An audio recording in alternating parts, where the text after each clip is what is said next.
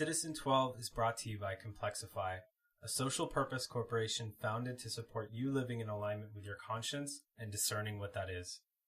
Find out more at complexify.org. complexiphy.org. Hello, citizens. My name is Paige Hulsey. And my name is Emily Bogen, And this is episode 6 of the Citizen 12 podcast. Citizen 12 is not a program or health treatment, but an inclusive place, common ground to share and learn. If you have not yet listened to episode 0, we invite you to do that. You'll get a good sense of what this show is about and hear our steps, which were inspired by Alcoholics Anonymous. And those can also be found through any of our sites. Thanks to feedback from one of our listeners, we want to include another bit of a preface. This show, this content might stir stuff up for you, our listeners. In some ways, that's part of what the point is, but also we want to acknowledge that that can be hard, uncomfortable, even disruptive. Please engage with us responsibly and don't be on your own with stuff. Be in touch if that's the right thing. We care about you. That's why we're making this show. Our podcast is created in Seattle, Washington. We acknowledge this as Duwamish land and strive to honor the past, present, and future Indigenous lives here. Citizen 12 supports Duwamish tribal services by paying real rent. Find out more at realrentduwamish.org.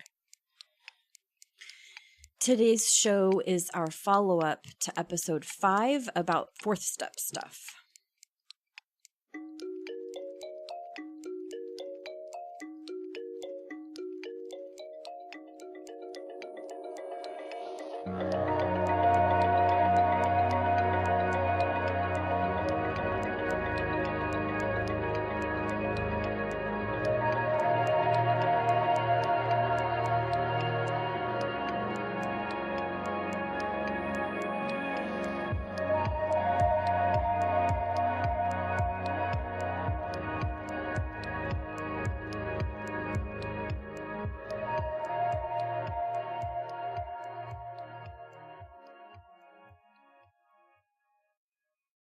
We won't be addressing all of the bits and pieces from our last show today. We'll just plan to continue unpacking all of this material as we go along with this show.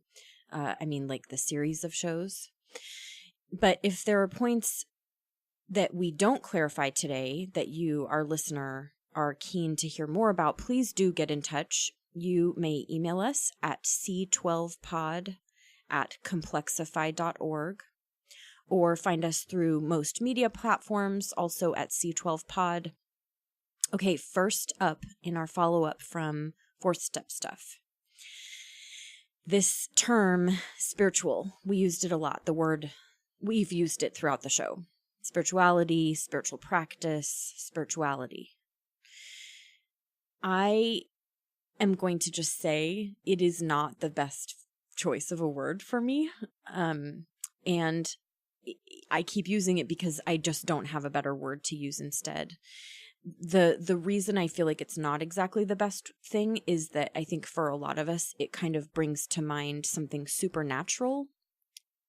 I guess I think people think of spirits as supernatural. And when I say that this is spiritual work, I don't mean supernatural. I don't really believe in anything supernatural. And so I think that it's not like the best way of communicating about this, but I also just don't really know how else to say it. I think the closest that I could say in other words that I am usually trying to get at when I say spiritual is that I mean, like if I'm talking about doing spiritual work, I'm talking about not like mentally forcing the work or like it's not like mental analysis. I'm talking about like letting the work arise from that other category, not the mind or feelings or body. Remember from our first episode, but like this other thing that I think of as the conscience. For me, conscience is probably a better word, but like conscience-based work is not as, doesn't really roll off the tongue like spiritual work does, but I'm not really sure. So I'm actually just curious if you can. So for you, spiritual work, or the word spiritual is more about any time that you're creating space for that other voice? I think so. Okay. Yeah, and I someone asked me last week, I had mentioned having a spiritual practice, and she said, well, what do you mean by spiritual? She said, are you religious? And I said, well, no, not really. And, the first examples I gave were, well, it didn't really clear much up, I don't think, because I said, well, okay, I have a meditation practice, for example. Some people would consider that a spiritual practice. I guess it's not necessarily, it's not involving some supernatural spirit for me, but it's not like a mental exercise or like a feelings exercise. It's a different thing. I don't know. Do you think we are possibly clearing anything up by talking about this? Oh, yeah. Well, I think at least we're giving an idea that it is not a lot of what that word is loaded with. There's a lot of things that I think people could come up with when we say spiritual, and I don't think that that's what we mean. That's what you're saying. Okay. You're describing something really simple. But in that, I'm hearing you say that you do believe in something other. Distinct from my own mind. Well, Right. Distinct, I don't even know. I mean, I think probably the wording we used in episode 1 was pretty good. I mean, we talked about parts of ourselves. Yeah, it's my conscience, so it's not like some separate thing from me, but it's also not the same as like my reflexes. Something less automatic, would you say? It seems related, but it's a very hard thing to talk about. Right, which I think it has been for the history. Yes, for history, right. Yeah, I just want to, we're bringing it up here because we don't want to step over that it's a complicated thing. We want to just really keep it out in the open, that we understand that this is hard stuff to talk about, and that there will just be misunderstandings and miscommunications about this kind of stuff. I wonder if people are, hear the word spiritual and they are like reticent to listen because that might be a barrier for them, because it brings up, well, obviously like religious things, but also just like this, the term spiritual, I think, or woo-woo stuff, or ungrounded stuff. Yeah. Thank you. That's exactly why I want to talk about this, is that I do think, I mean, how we've written this show, our whole endeavor is to have this be accessible while retaining the pieces that we think are really critical, but, sloughing off all the stuff that is an unnecessary barrier. And terminology, when it's when the terminology is so kind of crappy, like spiritual, like it's not like I'm going to stake my life on that that's the right word to use, but I just don't know how else to talk about it. So the idea that using word like spiritual would prevent somebody from getting what we're trying to talk about, that would suck. So perhaps we should contemplate a different term if it comes up, or even open it up to listeners to add their thoughts. And I mean, listeners who really aren't keen on this probably won't even get this far. Right.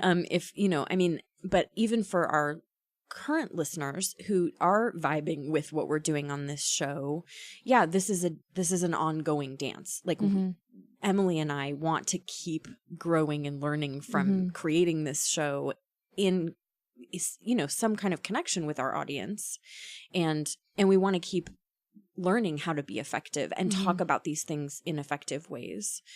So for many of you, we suspect the word spiritual not at all a problem. We just want to acknowledge that for some people it might be a problem, and we want to be considerate, and maybe considerate. That's really what I'm trying to say. We want to be considerate, acknowledging that spirituality, that way of framing it, isn't required. And I guess that's it for now. I wonder if I can add something, that we are trying to live our lives better, than we did at one point, and we're trying to grow. And I think that is embedded in the word spiritual. Oh. When I sense people in, talking about wanting to live a spiritual life, the image I get is someone trying.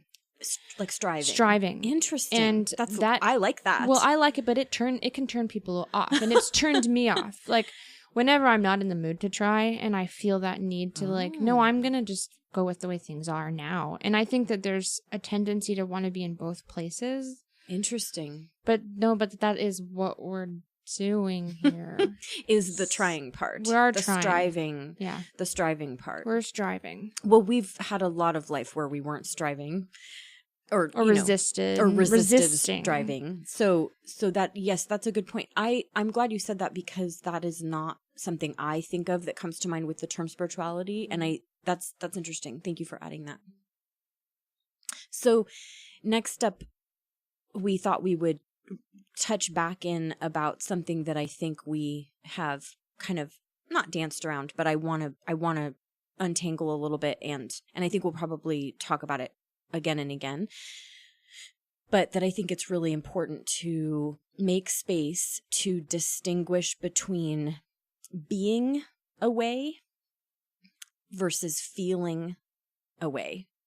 I'm using the words away. And yeah, so being, let's say, a certain say, way. Being a certain way. Yes, let's use angry. Being angry. It can be different.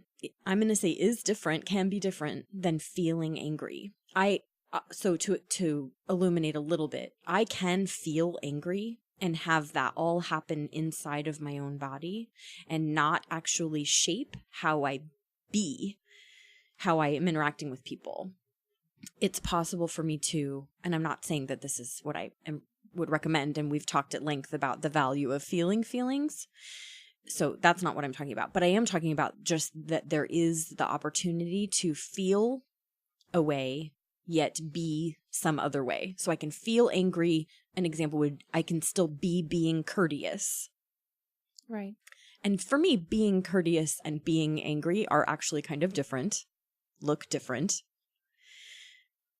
Well, the being is the part that is visible. Right. Right? The feeling part may not necessarily be visible or come beyond my own internal experience.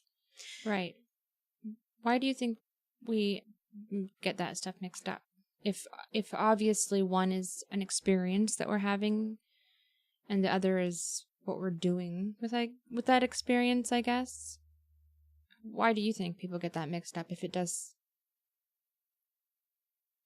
make sense that it's so different? Well, I don't know. It seems like that's just how it is automatically, is that they're collapsed together. Mm-hmm. And that for me, I mean, someone really told me, oh, hey, those are two different things.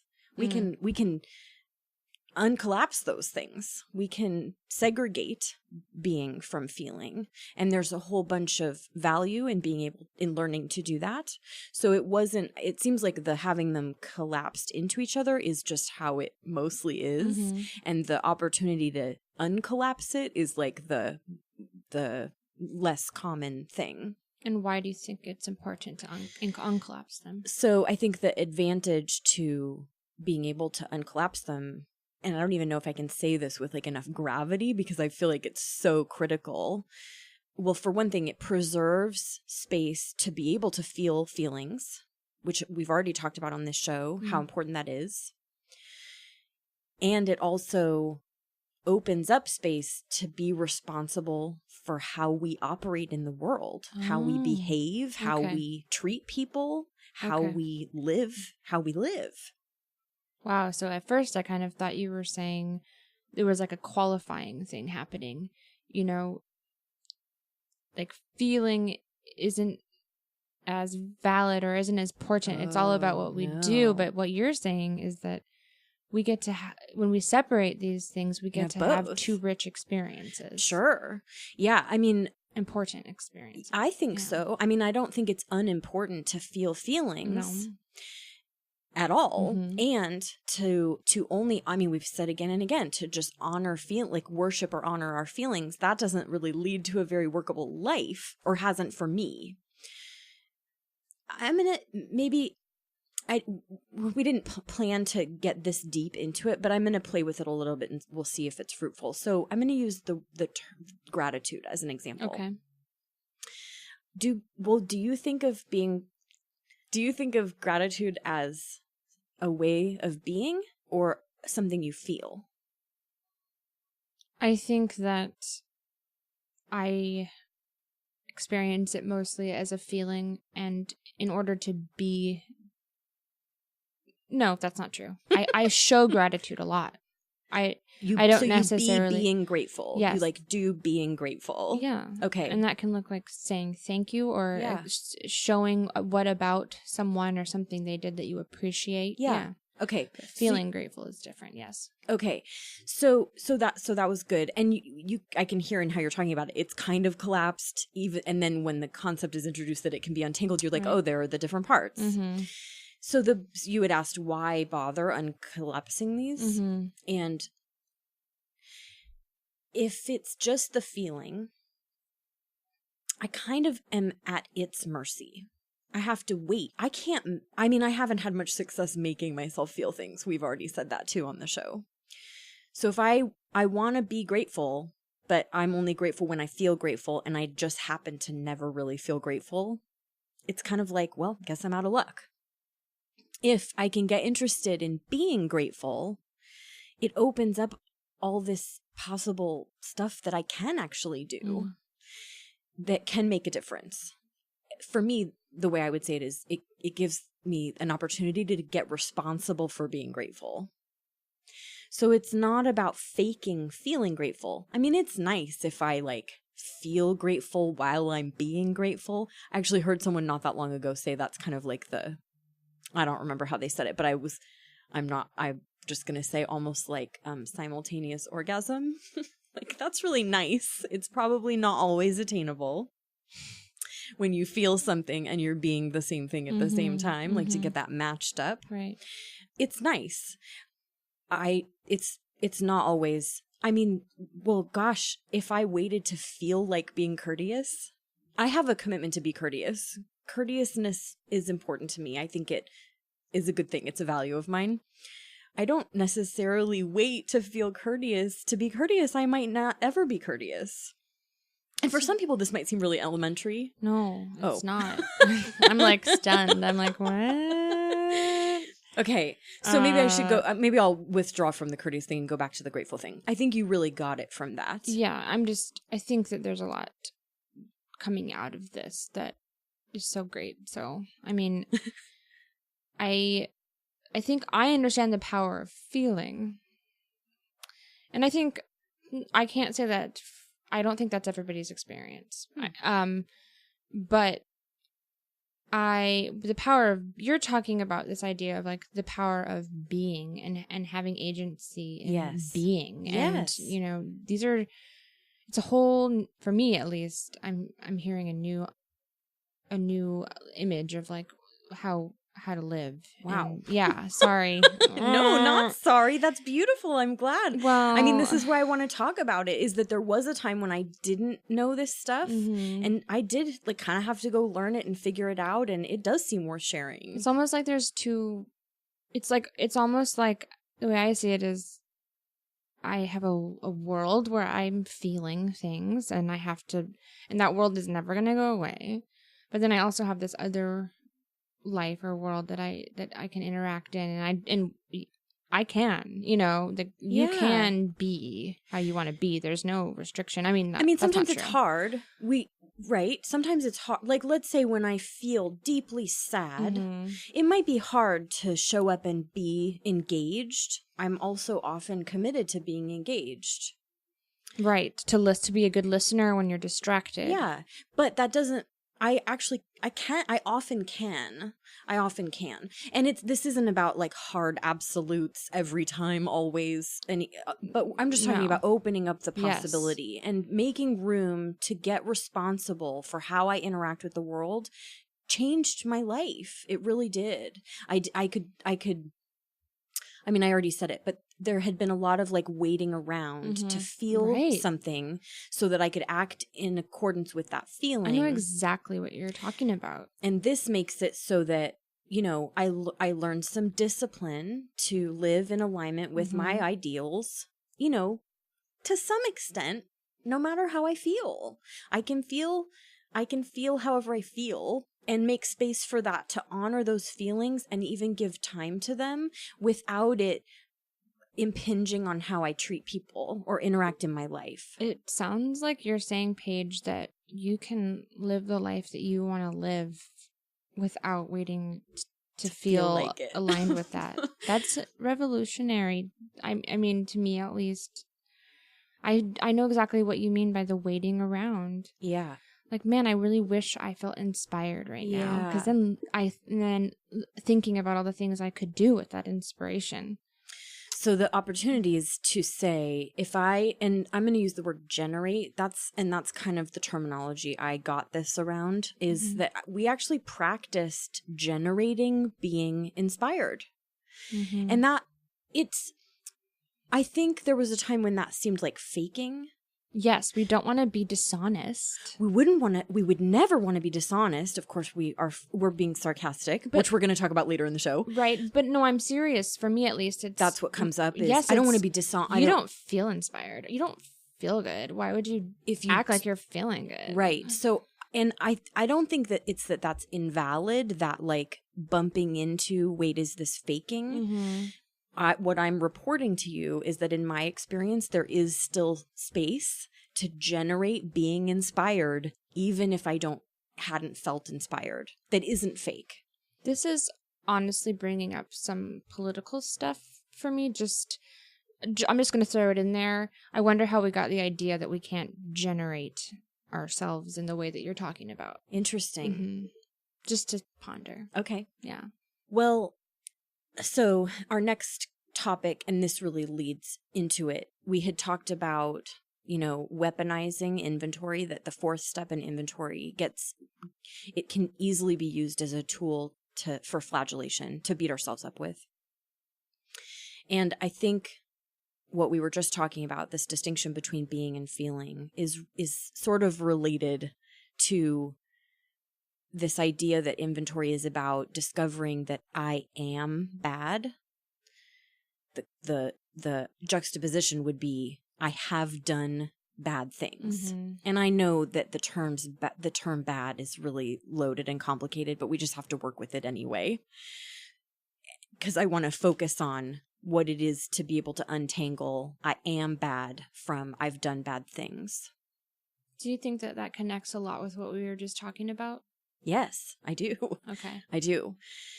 Well, is there some like freedom in kind of mastering the feeling versus being, and then the second thing you're talking about? Possibly. Okay. I hadn't really thought about it, but now that you say it, I hope it's okay to mention, on the last show we had talked about an inventory you had written a while ago that I had seen, and you had mentioned it was full of just like being mean to yourself. Yeah.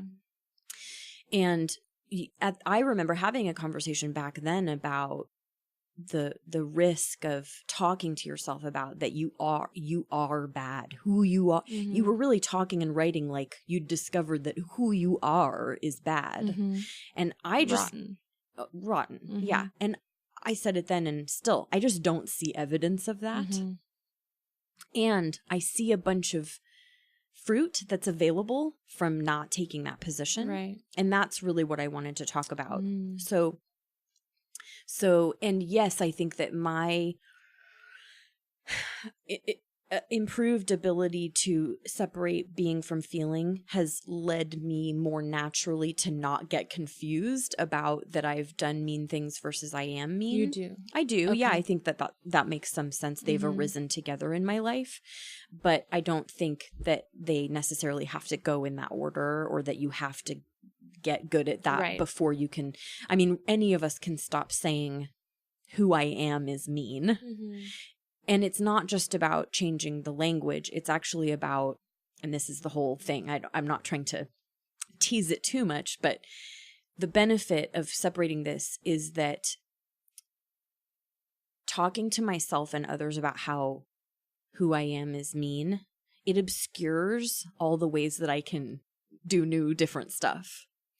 If who I am is bad, what's the point? There's no hope. Like, I just am how I am. Again, I'm at the whim of it's just how I got created. It's like I'm off the hook. It's like a permanent excuse to not be responsible. But if it's not about who I am and it's just what I've done, how I've been, I can be responsible for it. Oh, you look a little pained. Are you okay? No, I'm just connecting dots. Okay. It reminds me a lot of the criminal justice system. And that we deliver this message that people are bad. I think this is why people do bad things, like really bad things, because they think they're bad. I think we see evidence all over the world of the consequences of people getting. I mean, in my book, it is that people are confused. I have locked into an identity. Locked into an identity. Mm-hmm. Yes, my sense of people is that we are not that there's no reality to a persistent shape of who people are. For me, good and bad, mean or not mean, those are not. Who we truly are is so kind of different than that surface duality. Okay. So yeah, I mean, we've dug in a little bit about my personal beliefs and views. I think the part that I really wanted to make sure there was room for is the almost excitement that there can be, the opportunity to, if it really is this just that I've done bad things, I actually have just as much opportunity to do something else here forever on out. So you don't think you should wallow in shame after you've done bad things? Is this a joke? Well, no, I don't think. I've never, I mean, do people advocate for wallowing in shame? No, but I see people doing We're doing it anyway. All the time. Like, I've done this bad thing now, so I probably shouldn't go and try and do anything good because I don't deserve it. I don't know. Well, just saying that out loud sounds confused, doesn't it? Yeah. So, yeah, no, I mean, I already said it on this show that it looks to me like most of us have already done enough feeling bad that's just not very useful. Right. And now I'm still preserving the whole point is that this actually makes room for real regret to say, I did the wrong thing. That means from here on ever out, I can do something differently. Mm-hmm. So it's not about like, it's all good. Right. It's not about like sweeping it under the rug. No. Or denying or like pardoning bad behavior. I'm actually saying that this is how we get to be responsible for our behavior. Mm-hmm. Okay. So you're saying realize that you've been mean, for instance. You've done something that was mean. Much more useful. But knowing that you're not mean as a person gives you that flexibility to feel the regret and be responsible and now not do mean things. It makes a lot of sense. Okay. Yeah. Awesome. So, unsurprisingly, we thought that the next thing we should talk about are semantics and this like language junk. It's just so weird because these things we're talking about sound so elementary and like, but they're not. And it's like a paradox. It's such a paradox. It's a really cool paradox for me because it's like ABC, really, but it's not. It's like quantum physics. So we wanted to make sure that we, again say this stuff's hard to talk about. Our experience is that language matters, and it's not that just smushing the quote unquote better words onto the bad thinking is going to fix it. This isn't about like, well, just say I did a bad thing instead of I am bad. Obviously that's not going to make a difference. I'm actually talking about like grokking, really comprehending, embodying, I just did a bad thing. It's not that I am bad. Grokking? Oh, I feel funny for using that. I think it was from a fictional, maybe like a science fiction movie or book or something. I don't actually remember, but my sense was that it really meant like comprehend, and like embody, grokking. Like getting it. I grok it. Okay. And I'm going to use an example. So I had a partner who would apologize for having said things wrong So they'd be like, oh, I didn't mean to say it that way.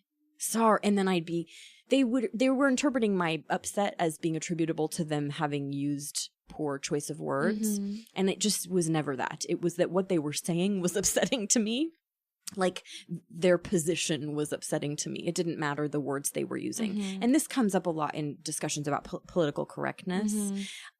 I am of the mind that like improving the words that people use, that surface level expression, does probably not make that much of a difference. It's getting to the position that we're trying to describe with the words that's really important. Do you think that people think that they can somehow disguise their positions with their words? It sounds like that's kind of what you're Sometimes, saying. yes. Also, it seems like people don't discriminate that much the difference between their position and their rhetoric. And I'm more interested in position, like how we are actually living and positioning ourselves than, I mean, I don't really trust people's articulation of their positions. I mean, it's not very reliable, right? People can, you know, theoretically they could punch you in the face and say, I'm being nice to you. I'm being nice to you. Or, which thing are you going to pay attention to, the rhetoric or the behavior? I'm a male feminist, women loving, liberal dude. Yeah. Sometimes that's, I've not seen that behavior, you know. Yeah, sometimes that matches and sometimes it doesn't. Right. So it's not about just getting the wording right. I'm interested in this show in actually talking about the positions. Right, okay. And I thought I would tell this little story about so on the show we had both remarked about how we didn't really like that term, no regrets, like the bumper sticker, no regrets. But I just over the weekend had something shift for me around that phrase that kind of blew my mind. And I think it's kind of what you're talking about, this paradox about that what we are addressing is elementary, and then at the same time it's like, whoa, but I never knew it before, and here we are grown adults. So I heard someone describing how they had participated through a family situation. And they mentioned that they did not have any regret about how they had participated. I think they even said, I have no regrets about how I participated. And I really heard differently that striving for living so well that in retrospect we look back and don't regret how we operated, oh my gosh, that's super valuable. I totally want to be living a life where when I look back, I see I really did do everything I knew to do to fulfill my duties or role or whatever. Yeah. I had never heard that before in that term, no regrets. To me, no regrets meant I'm a bozo who is going to pretend everything I've ever done is perfect. Oh, okay. And this kind of leads into a question we might want to address another time. We hear people talk a lot about, I did my best, or they did their best. And I mean, that's what we're talking about, right? I'm saying this person in retrospect looked back and said they did everything they could see to do. Now, I'm going to just talk about myself for a moment. I can look back at times in my life and I don't think I was doing my best. I think I was feeling and being lazy, or even worse, maybe punishing. And I wasn't generous the way that I'm committed to being generous. I don't think that's me doing my best. I think me being responsible in my life for taking good enough care of myself and, you know, living so that I can be generous the way I'm committed to, that would be me being my best. And there have been spells where I've shown up diligently. Okay. I have resisted urges or reflexes. I have proceeded intentionally and I have given something my best. Is this bringing something up for you? It's just really tying into being versus feeling. Yep. Because now that I know that I can, that I can be something, that I can generate action in the world, not even action, just thought, anything generating something that I want and that I think is good and write, despite how I feel. That for me sounds like the only way I'm going to actually be able to do my best. And I am someone that's always said I've always done my best, but I think it's because I didn't know that I had a choice in what I was doing because of how I was feeling. And I want to say obviously I know that there's been many moments in my life when I felt like doing something and I didn't, or I felt like not doing something and I did, and I was able to do that. But I'm talking about those times when it's just really, it's not so clear, and but I think what I'm learning here today is that no matter what, you can generate. And in that way, that's doing your best. And yeah, so I can say now I don't think I have always done my best, unfortunately. Well, that's exciting. I mean, I think it's exciting because it actually opens the possibility of now engaging in life differently.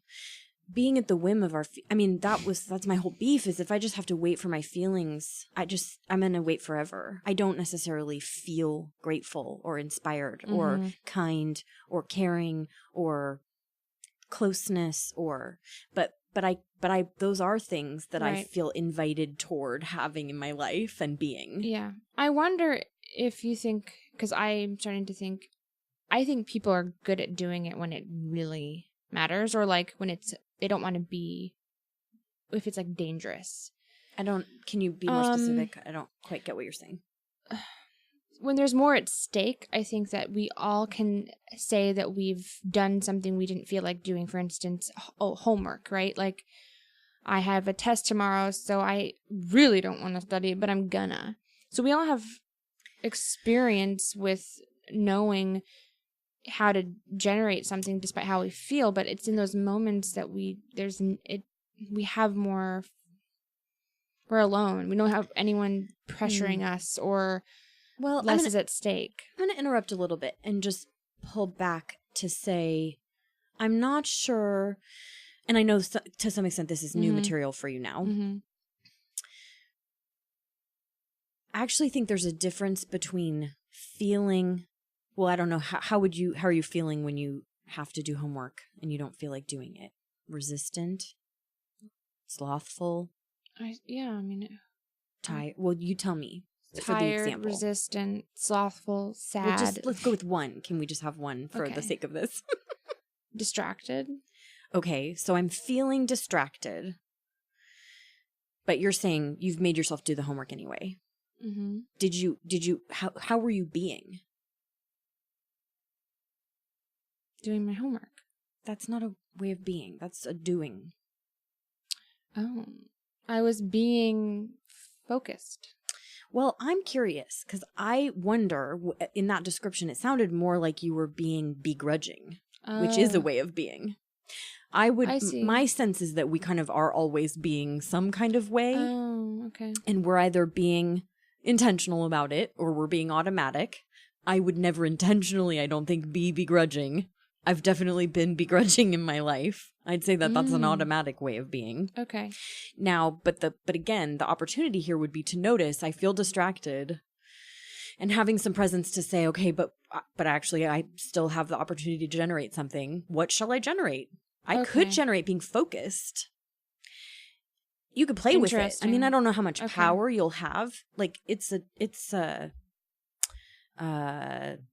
skill, maybe, I would say, to practice this and to learn what it takes to be able to effectively generate ways of being. Are you saying that there's sort of levels of, like, you could just generate something out of nothing? You could just be doing work begrudgingly, or you could find something a little bit better to be, like... No, that's not how I would say it. I would say we're always being some way, and you're calling nothing. I'm saying you were being begrudging. You're saying you were being no way. No, nothing as in not doing any homework. Well, of course, you could always not do the homework. I think maybe I didn't catch what you were asking. When we do decide to generate something, okay, instead of just listening to how we feel, sometimes it sounds like you're saying that sometimes you got to be careful about, like, there's a choice. It's not just like, for me, I knew I needed to be doing my homework. I'm saying, how much better is it to generate begrudging than just feeling distracted? Right. I guess if you're going to bother uncollapsing it, yeah, why wouldn't you generate being interested or even, even honoring? Right. You could say, I still don't feel like doing the homework, but I really care about being honoring of my program that I'm in. I'm going to be honoring. Wow. And you could generate that. It's very similar. Okay. I feel like I'm learning a lot here. Good. Yeah, that's great. You guys are really witnessing some firsthand. Well, and for our listeners, we review these show outlines together before the broadcast, but of course, something happens when we're actually live recording. And it's delightful to me that you're getting value out of the conversation we're having. So the next topic that we thought we would address from last show was this. We talked a little bit about strictness and rigidity.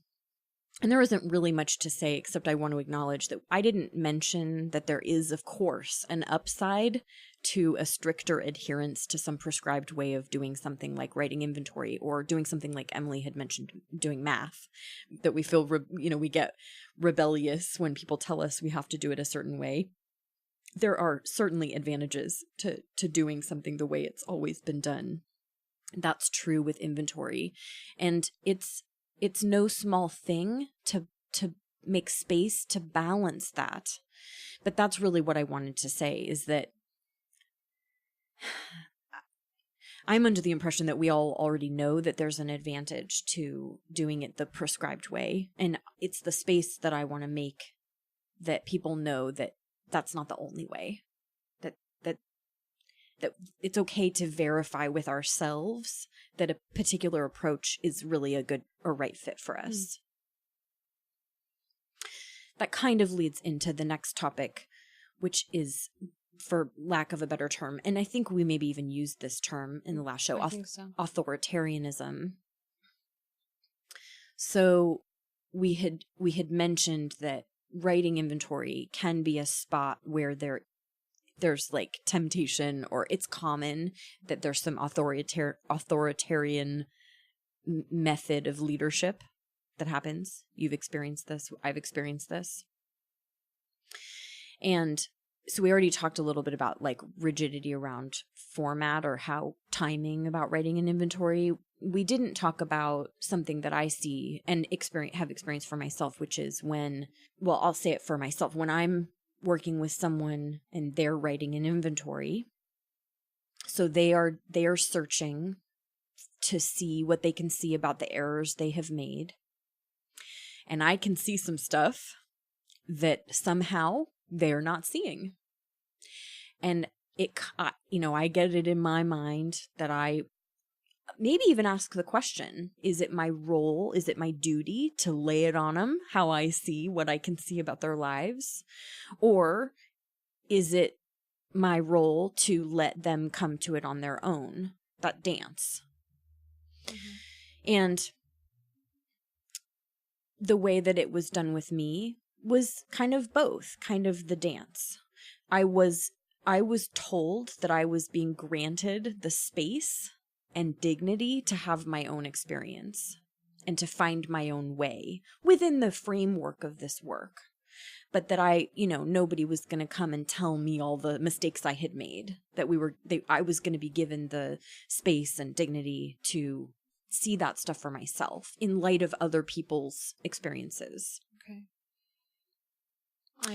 I wonder if you felt like you needed to get that permission. I mean, when you're writing your inventory, sometimes you can be in a vulnerable place, and I wonder if that was helpful to be told that.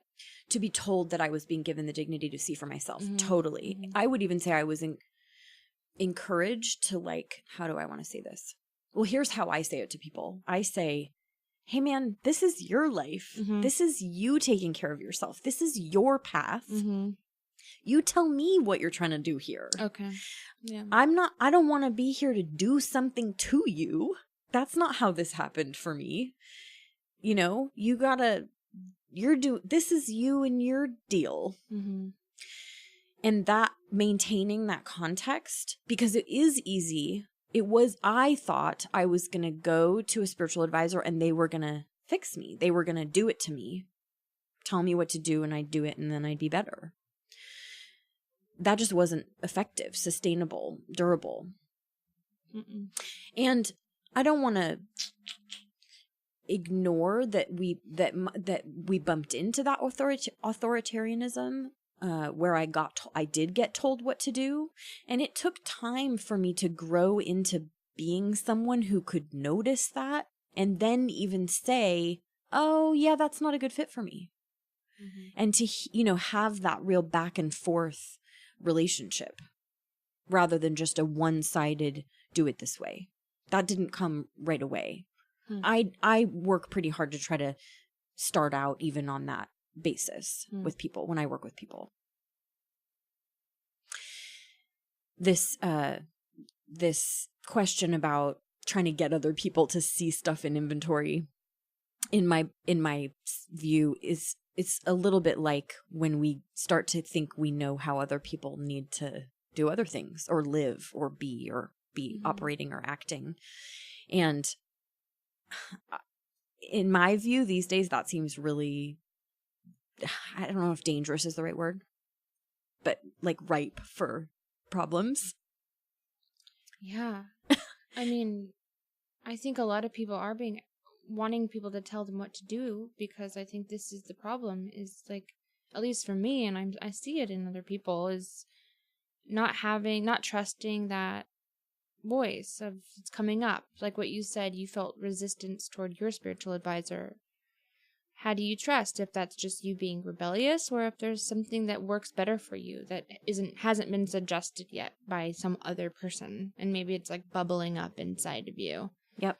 And how do you trust that? And how do you know how to distinguish that? And yeah, I mean, it's a hard quest, I think, looking for, direction, but it is a dance, exactly what you said. It's a dance. Well, and we are bringing this up not because we have the answers to this or have figured it out, but my sense is that bringing it to light and getting it out on the table for all of us to kind of share and look at and talk about and, walk through together, that's not going to be the wrong thing. And it does matter to me that we're doing this together. We're getting it out on the table. This dance of, I want to support you listening to your conscience. How can I do that? How can I do that in a way that doesn't block you more? Do you think that people who are too dependent on authoritarian voices are more likely to be more authoritarian? I don't know if I have an answer to that.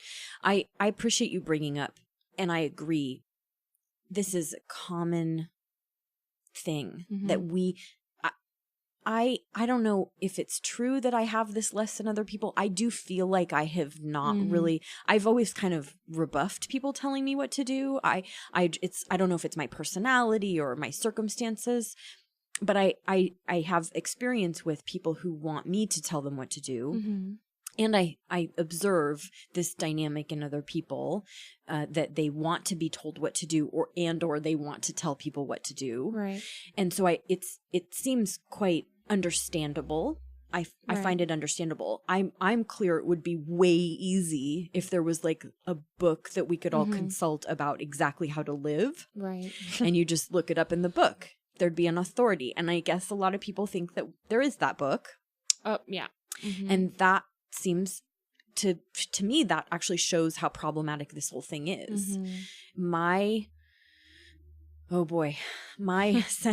sense of this God thing, this conscience thing, is that it's not a fixed thing. It like keeps arising. So we have to keep listening.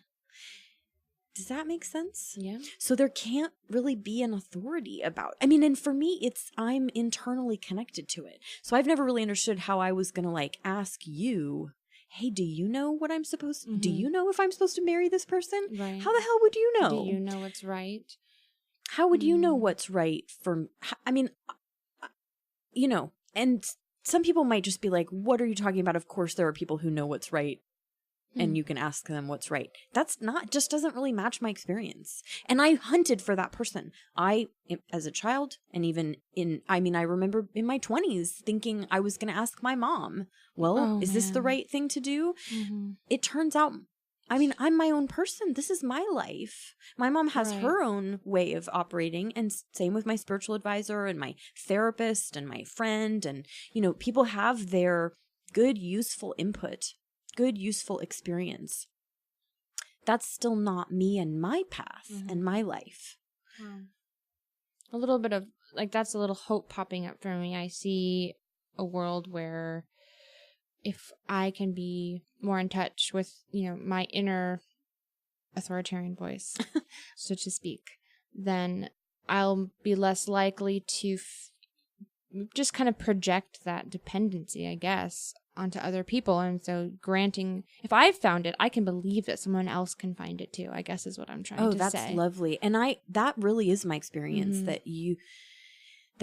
that's the thing I can do. I don't know how you should live, but I really can stand with you while you investigate how you should live. Right. When you said that about, like, you feeling some hope about your own internal authoritarian voice, I actually think it's part of what has helped me not resist my guidance. Like, we talked before about, you know, being like, well, no, thank you, God, telling me it's time to quit smoking, or asking me if it's time to quit smoking. But like, having this confidence in my connection to my guide, I love my guidance. I love and trust it. I don't rebuff, you know, like, I'm grateful for it because it's me and my path, you know? Right. So I think it plays into a nice, sustainable way of these practices. I think so. Sustainable is a good word for it. So this, it's interesting. I don't know if this is the best way to talk about it, but I did want to cover it a little bit. How,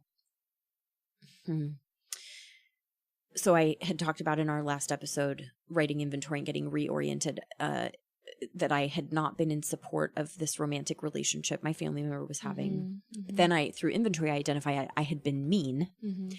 I had not intended to be being mean.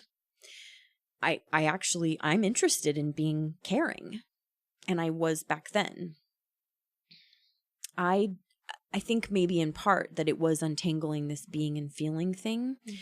It made all this space for me to have my opinion. Like, there was a time when I didn't even feel like there was space for me to have the opinion that's not a good relationship. Like, I thought that was just judgmental and bad. Who am I to have any sense about if that relationship is good or not? That has been alleviated for me. And now it seems like that's a really good, healthy thing. Like, that part of who I am is the discernment that I've developed. And my discernment is part of what I can contribute in life and in relationships. And my family member does count on me to provide that discernment. But it wasn't until maybe getting this feeling and being untangled that made space for me to be discerning and caring at the same time. So now I can say, well, you've remarked on it when my husband has made a food and I've said, oh, I don't like this. And you were like, did you think it was rude? Do you remember what I'm talking about? I just remember not seeing people interact that way in a successful way, I guess. Like, to be able to say, I don't like this, and then for the other person to not be threatened by it. Yeah. Or because you guys have obviously had developed a rapport where you could safely say that. And well, that's true. That's definitely part of it. But part of it is that I I can have my views without being mean. Mm-hmm. So, and it's not mean to say I don't like this food. That's me reporting about my experience. And it turns out my husband is actually interested in if a food tastes good to me or not, and does it take it personally. Well, let's also just point out that at that point he was like a chef too. Well, I don't think he was a chef then, but he has been a cook in the past. Yeah. Yes. I don't know. Do you think that's relevant to the story? Okay. There are chefs who take it very personally if they hear that somebody doesn't like their food. I think part of it is that my husband and I work really hard to know that preference, that isn't personal, that I didn't like that food had nothing to do with him, or if I love him or care about him or was appreciative of the food. Maybe that's a better thing to say. I deeply appreciate the food he makes for me. Mm-hmm. It moves me to tears that he takes care of me the way he does by cooking for me.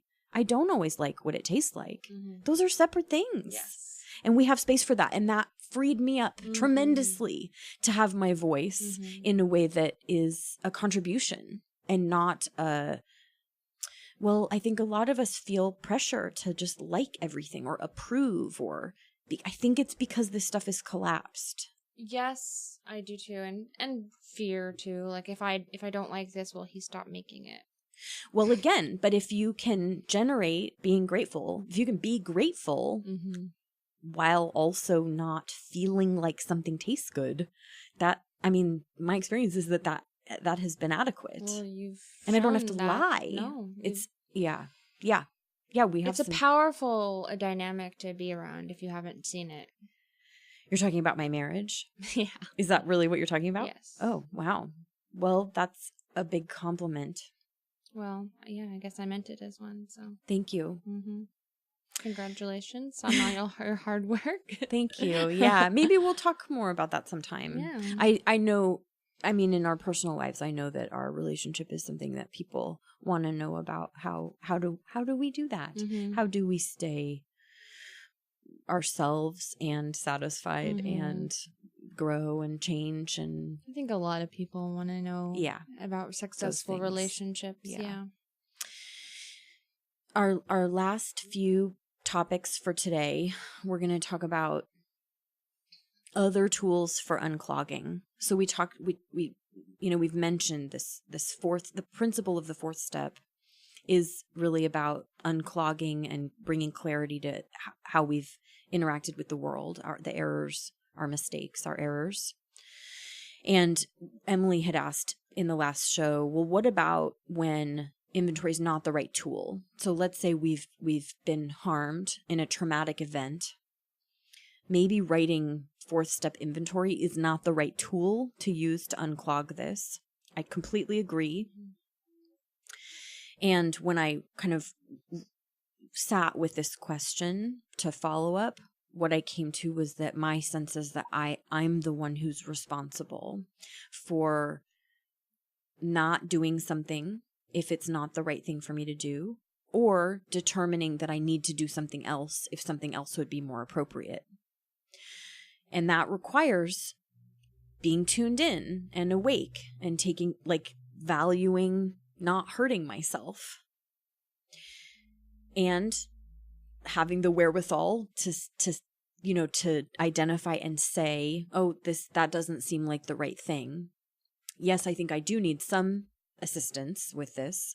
I'm going to see about getting that. It's great if we have people in our environment who are like, I've got just the thing. I know the tool that you should use to unclog this safely and perfectly.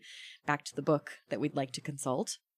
Obviously, not all of us have that. Many of us don't have it at all, ever. Many of us will never have a therapist, let alone like a really good fit therapist who has lots of lived experience and can say, oh, you're dealing with this. Here's a good way of dealing with this. So I put myself in the position of that I'm responsible. So if I have a need, I'm going to be the one to sort it out and not depend on somebody else telling me how to do it right. That's never really worked very well for me. Yeah. How empowering, though, to be in a position where you feel ready to do that, Well, not feeling. I mean, actually, I'm going to say, I think I've never really when, felt. Okay. But, right? When you give yourself the permission. Yeah, put myself in that position. It's like Yeah. taking a stance. Mm. I don't think, I mean, no, I've been like, I don't know what the heck I'm doing. I don't know how to take care of myself. Right. I'd have felt totally despair and ruined and hopeless. Oh, yeah. It would, yeah. And still, the only thing I know to do is to like be like I'm responsible. Right. It doesn't look like anybody else is being responsible for Right. me or my journey. Yeah. It has worked. So we Mhm. did. I thought that I wouldn't withhold at least one other tool that I'm familiar with that I, in my book is pretty different than writing an inventory like we think of in the 4th step. And I know you're familiar with the writer Byron Katie. Yeah. Byron Katie has written, I think at this point, many books. I have not read all of her books, and I'll even confess that when I was first introduced to her work, I was a little bit put off. It seemed like it was a lot about her and her personality or image or something, and I didn't like that. I'm suspicious of that character-driven stuff. Mm-hmm.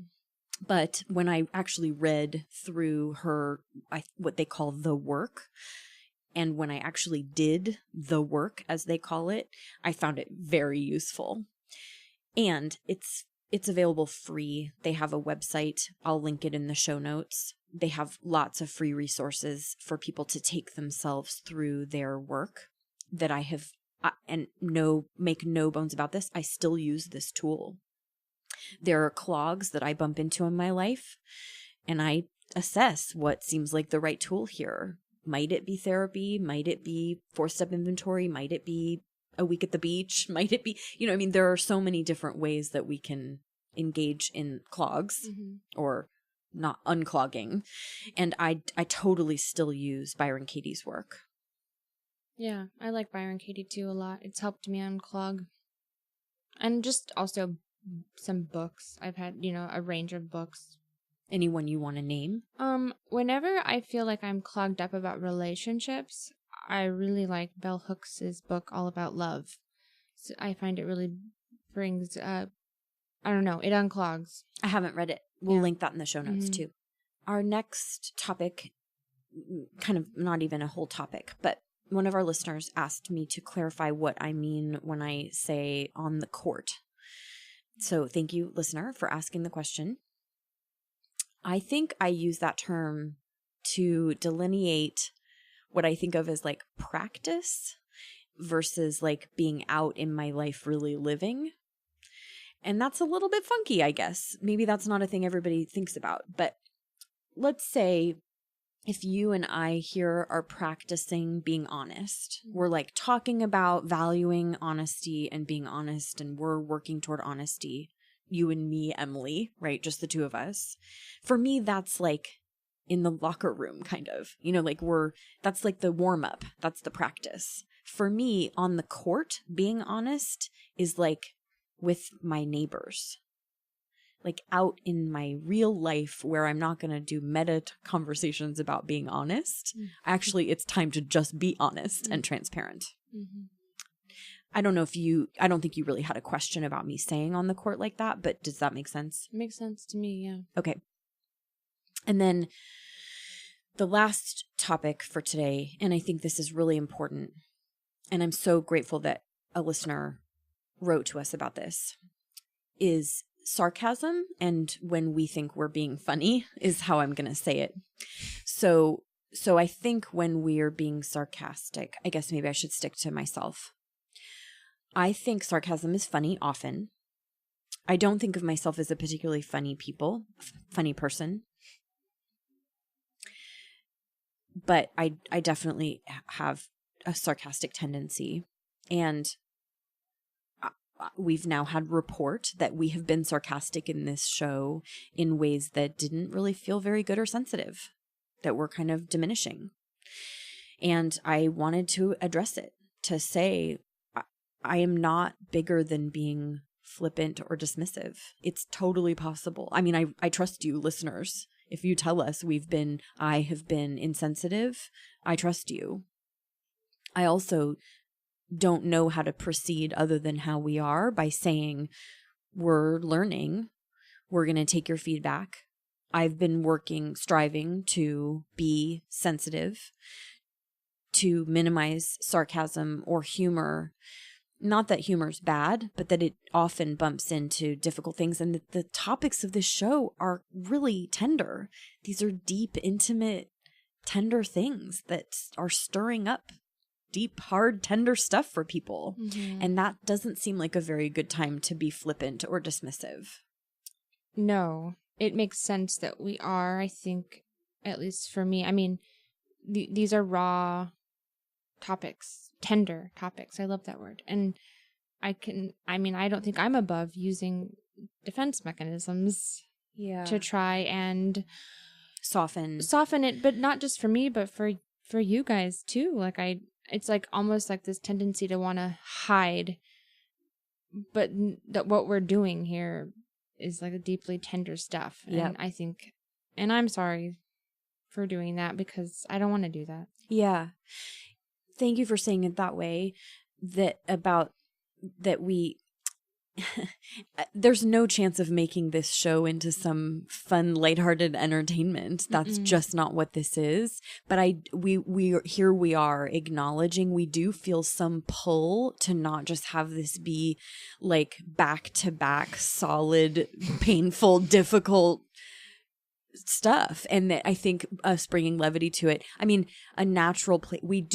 I value being playful. Levity. I think it's important to bring looseness, levity to life, and that we are going to keep listening for how to do that in a way that is sensitive. Right, because when I'm flippant, I know that even though for me it can seem like, oh, I'm just trying to make light of something that, I've experienced and it's been hard, but that's not sensitive to somebody who might be going through it, or it's just they can't access that light place and they want more respect. And I think it comes down to respect. And, when we can be flippant, I'm sure that it's true that we have been disrespectful thus far. Yeah. I think that's probably what there is to say about it. We care about honoring you, our listeners, and we are not obviously going to be honoring we haven't had access to being honoring all the time. But thank you for your feedback. And thank you for your feedback about it. Yeah, please keep that up. I'm even going to include, I do some editing on this show. I do the editing for this podcast, and I have taken chunks out or, misspoken bits here or there. By and large, we have left the shows totally intact as they've been recorded live, save for some many thousands of ums. But I want to say something. So in our show about feeling feelings, we had talked about feelings are a part of life, and Emily made a joke that, except for maybe murderers, that maybe murderers get through life not feeling. And we both laughed. We really laughed about murderers not feeling feelings. Ha ha ha. And when I did the editing for that show, it was pretty apparent to me that was not an appropriate bit of content. I don't even believe that. It's hard for you to even believe. I don't believe that murderers don't have feelings. Oh, right. So it was, and even though we are doing all this hard work to really stay present to what we're sharing with you, of course we're going to say things that are indefensible or that we don't even necessarily think. So it was a joke, and I took it out of the show, but I was glad that it had been in there because it actually illuminated for me. Of course, we come to this show with the privileges that we have. And as funny as it might sound to some people, there is a privilege to being able to joke about murder. That's not something that has intimately affected Emily or myself, and it did make room for us to joke about it. I'm glad I caught it in editing and didn't let that go through like that. We want to be sensitive. We want to be inclusive and welcoming and honoring, and not make jokes about murdering being funny. Obviously, neither of us think that murder is funny. So we're going to make mistakes. We really are doing what we can to minimize them, and we trust that you will help us learn and grow. Yeah, and if you're sensing or you feel that we're unaware of some privilege that we might have unacknowledged, please write in and let us know. We'll let you know if it's too much. Yeah, we'll let you know when to stop. So we're going to get further into power dynamics, which was something that came up in our last show, but we're going to do that in our next show. I love talking about power. It's so interesting. You look very interested. Oof, I can't wait. So we will definitely come back to these topics again, but that is all for now. Thank you for joining us. This show isn't a thing without you. Please find us online. As we've already said, chime in, write to us. We are listening for how best to serve. We are on Instagram, Facebook, SoundCloud, and Twitter, all at C12Pod. That's C12Pod. It looks to us as our community could really use this content, and we are excited to create and share it. This is a 100% listener-supported show.